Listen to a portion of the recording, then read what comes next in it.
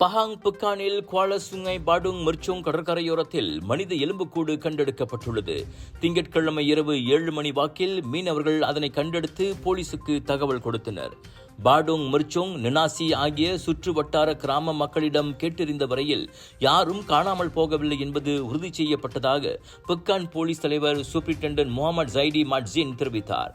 இந்நிலையில் குடும்ப உறுப்பினர்கள் அல்லது நண்பர்கள் யாராவது காணாமல் போயிருந்தால் மரபணு பரிசோதனைக்காக அருகிலுள்ள போலீஸ் நிலையங்களை தொடர்பு கொள்ளுமாறு பொதுமக்கள் கேட்டுக் கொள்ளப்படுகின்றனர்.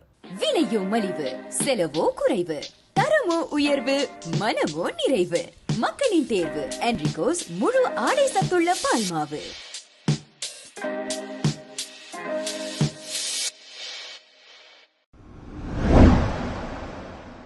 எங்க வீட்ல எல்லாரும் தினமும் காலையில ரெயின் ஆயில் வெர்ஜின் கோகனட் ஆயில குடிக்கிறோம். நீங்களும் தினமும் ரெயின் ஆயில் வெர்ஜின் கோகனட் ஆயில குடிங்க. எப்பவுமே புத்துணர்ச்சியோட இருங்க. ஒவ்வொரு பொழுதும் ரெயின் ஆயிலுடன் தொடங்குங்கள்.